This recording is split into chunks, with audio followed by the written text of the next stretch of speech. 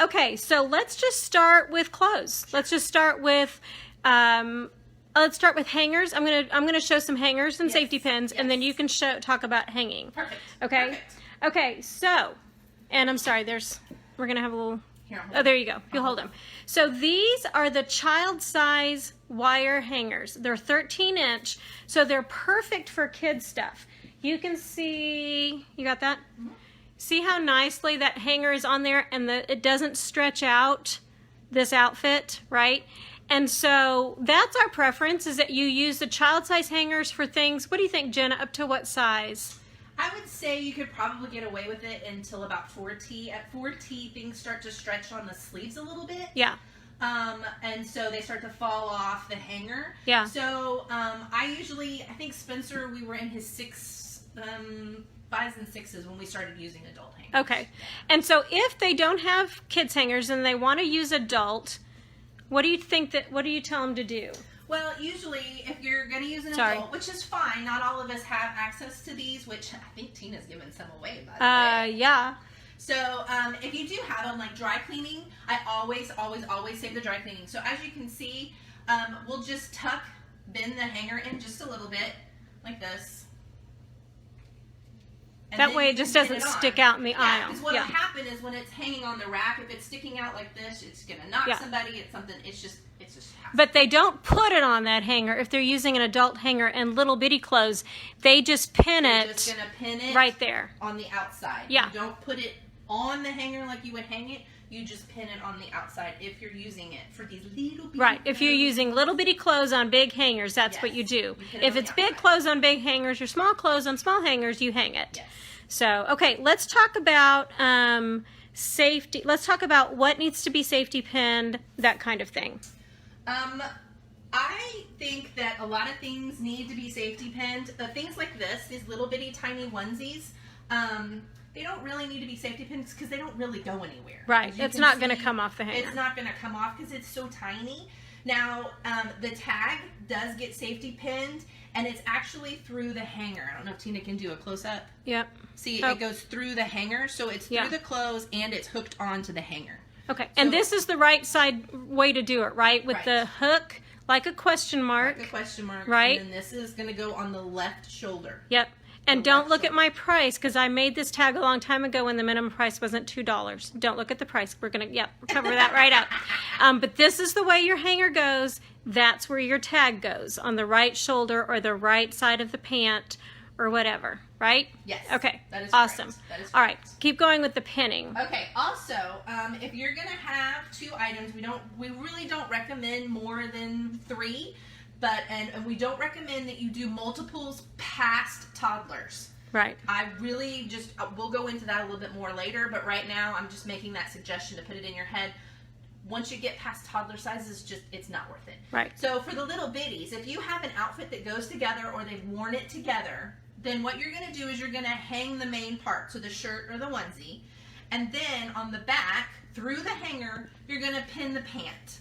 So whether it's legging, it's jeans, or whatever. And what I recommend you do is that you pin it to where the front is showing. You don't want the rear end showing. Right. You'd like the front showing so that they can truly see it. Now, little side note for you guys, just so you know, when we are checking clothes, my workers are literally pulling everything off. They're going to look on the back to make sure there's no stains on the back. They're going to check the pockets to make sure there's no stains on the pockets. They're going to make sure there's no rips, tears, and that the zippers and the buttons, if they're functional, obviously these are infants, they're not functional, that they work. Right. So just be prepared. You need to make sure that every zipper, every snap, every button works. Okay. And can you show us, and if somebody's out there, if you could make a comment, I don't know if I'm seeing comments, if you guys are commenting or nobody's commenting. If you have questions, post them. If I can see them on here, we'll answer them as we go. If not, Jen and I will go back and answer them on the other side. But anyway, can you show us what, as far as an outfit? So you hang the shirt on the hanger. On the hanger. Right? Yes. And then you're safety pinning the pants facing out to the back. So I don't know if y'all can see, but what we've done here is gone around through the hanger, around the hanger. This is how we know it's going to stay, right? And so you safety pin, there you go. Okay. And you can do that with skirts, Yep. leggings, anything that's going to go as a pair. Anything that's going to go as a pair, that's what you're going to want to do. You don't need to try to shove these on a hanger. It's just going to distort them and make them look awkward. Right. And they're going to fall off. Now, Okay. on another note, we're going to go over here. Okay. As you can see, this is our biggest question we get is pants and jeans. Yep. Yep. Okay, so there's a couple of different things you can do. With these little jeans, what we have done is we've taken the safety pin and we've actually gone through and hooked them on. And I'm going to turn it around. Yeah. As you can see on this side. Around the wire hanger. Around the wire hanger and Yeah. through the jeans. This way, I'm going to pick it up again and you can see it doesn't move. It doesn't fall off. It doesn't slide. It's like sideways. It's not going to it's slide. not going to slide. It's Right. going to stay put. Okay. And I actually like the way we did this side better. Like it's not folded over like that one. I Yeah. like this one a little bit better. And on the back, that's how it looks. You can see that. Yeah. And if you're making comments, I can't see them. We will answer your questions later. We'll post the answers. So I apologize for that. Don't know what's going on today. So this is one of the biggest things, because when shoppers are going through the items, if those pants are hanging by the edge at the corner, they're just going to pass them up. They're going to pass them Yeah. by every single time. Yeah. I guarantee it. It's going to get passed by. The other thing I was going to recommend, when you get into the bigger kids' clothing, it starts to get a little bit harder. Right. And one of the things I recommend, because my child, again, is 8, and one of the things that I recommend is if you can't pin them because it gets thick, then what you can do is you're going to take the hanger and you're going to place a little piece of Scotch tape, kind of like this, Yep. on the edges. And what that does is it prevents the pins from hanging off. So smart. Yeah. So it keeps them in place. They're going to stay there and they're not going to slide to the corner. So if you've ever shopped Divine Consign, you totally know what I'm talking about. Right. Where everything has slid to the end and it's kind of hanging there like this. Yep.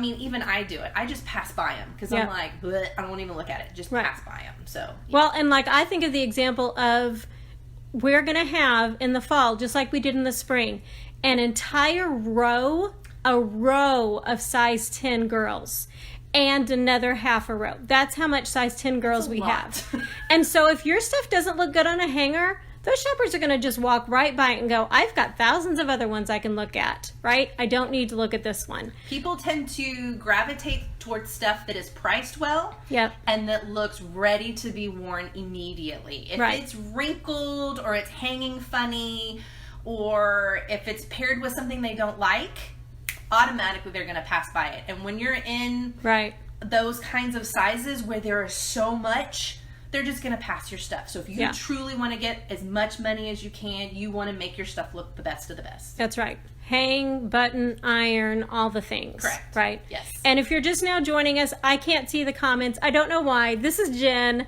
She's in charge of close it drop off. And so we're just giving you tips. But if you have questions, post them. And Jen and I will go in after this video posts and we'll answer them. So yeah, no problem. We'll get them. So no problem.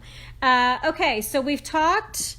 Anything else in this kind of pile right here, Jen? Well, okay, so the other thing that Tina and I were going to kind of talk about with clothing is the almighty question of whether or not you need to pair stuff. Okay. So I talked about it just briefly a little bit before. When they're younger, we're talking 0 to toddler sizes. If you have an outfit that was purchased together, or if you have an outfit that works well together, or that your child has worn, then I would say go ahead. If it's a pair of jeans and a nice button down that they wore for a holiday, that's a perfect pair down. Once they pass the toddler stage, they tend, most mamas, me included, tend not to want that. Want There's- outfits. Want You outfits, want singles. Because, Yeah. like, for example, my son is extremely skinny. So I may love the button-down shirt that's with these pairs of jeans, but the jeans don't have the elastiband. Right. I can't buy it. I'm going to pass it by. So once you get out of the toddler sizes, my recommendation is if you want to make as much money as you can, you start individually selling things. Don't put 2 and 3 t-shirts together. Right. And there's another reason for this. Not only is it because it's going to sell better, but when you bring something in, and let's say it's a shirt and a pair of shorts, my workers are going to look at that. If there's a stain or the button that's missing on that pair of shorts, I pull everything off. if you've scheduled everything to be donated, you automatically lose all of that money just like that. Whereas if it were separated, only the shorts would come off, and that shirt would still sell most likely. What about infant sizes? Infant sizes are a little bit different. Okay. I do not recommend that you put anything more than 3 onesies on a hanger. I would prefer only 2 if you can.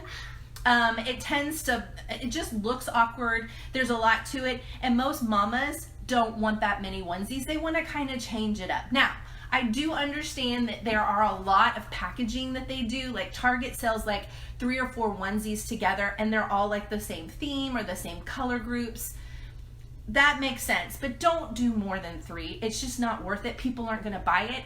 And if you break it down into 2 onesies, you're more likely to sell those 2 onesies at full price. Whereas if you have 5 onesies on a hanger, that's going to start getting knocked down into the 50% and 75%. You've just lost money. Right. So 2 onesies on a hanger is absolutely perfect. Yeah, perfect. And they need to be the same size. Same size. They don't have to be the same brand necessarily. If it's an outfit that your child wore together, then that's fine. Right. And as far as an outfit, I'm glad you brought that up because I'd forgotten about this earlier. If it's an outfit, if it's a top and bottom, let's say a 12-month, a 9-month top and a 12-month pant, that's okay. They can be one size apart. Yes. Right? But they Correct. can't be more than one. So you can't put a 6-month with a 12-month. No. Right. You can do a 9 and a 12 or a 6 and a 9, but they can't be more than one size apart. Correct. And we're hoping that you noted it on your labels. Right. Exactly. Yes. So, okay, perfect. And so safety pins we talked about. Okay, I'll go back. Remind me to go back to safety pins at the end. Okay. Safety pinning your tags. Safety pin. Oh, yeah. Okay. So when you're safety pinning your tags, people do a bunch of different things. Some people go ahead and put clear tape and then pin through because then that makes this piece of paper a little more durable. You should be using the cardstock. The worst thing you can do is not use the appropriate paper. Use the cardstock. The reason that Tina puts that on there is because it's thicker and it's more durable. You got to think people are sitting here scanning through and pushing through, and this gets pulled on. Okay. Right. Another thing, if you're just really nervous about it, because a lot of times these get separated from these, you can put a little piece of tape over it, just a little piece of Scotch tape. Yeah. The thing you don't want to do is put a piece of tape over your barcode because then it hinders us scanning it. It doesn't usually scan right. But you can put a little piece of tape here. Up there on the pin where the pin and the tag meet. So that it doesn't move around as much. It kind of secures it a little bit more. Right. But that's completely up to you. If you don't have the time to do that, that's completely up to you. One thing we do see people do sometimes is hole punch a hole here and then put their safety pin in. Don't do that because that's just an invitation for it to rip. Yes. So don't Correct. do that. Do not do that. All right. Want to show the safety pins? Yeah. Okay, so y'all, this is why I tell you to go to Fabric Clean to get your hangers because I got this box. So cool. Look at this. Number 2 is your normal hanger size. It's a nice size, right? It's your normal size there. I got this box of 1,440 safety pins for $7.50 at Fabric Clean. $7.50. That's awesome. $7.50. Then this one, these are the big ones that you want to use for like jeans. There's the number the difference. 3s. These were I think $11.50 or $12.50 for the same amount. Like, y'all, when you go to Michael's and Joann's, you're not paying that even online. So that's crazy, right? So these are awesome to get at Fabric Clean where we get hangers. And I'll talk more about where to get hangers here in a little bit. Presentation tips. Presentation tips. So, yes. We kind of briefly over that. Like ironing your shirts. If you have a button down like this is going to sell better. This is on the hanger backwards. Don't look at the hanger. At the hanger. I'm still setting stuff up. This is going to sell better than if it was all crinkly like you just pulled it out of the washing machine and you didn't iron it. Yep. We're not saying you need to go spend money dry cleaning them. Just do a quick iron over. Yep. The other thing is on dark clothing, you want to make sure, and I'm guilty of this, and I need to be better, so hello, I'm confessing my sins. If you have animals, roll this puppy out. Yes. Get your little roller. You can get them at IKEA. They're like $2. you roll that little puppy out and get all that hair. Because we're going to pull stuff for animal if hair. If it is coated in animal hair or fuzz or anything like that, it's going to get pulled. Yeah, it's a goner. And it's all about presentation. It is less likely to sell if it looks like a hot mess. And y'all, we have in Plano, and can't remember the number in Grapevine right now, but in Plano we have 60,000 pieces of clothes. 60,000. 60,000. Yeah. So presentation matters if you want someone to see your thing and look at your thing.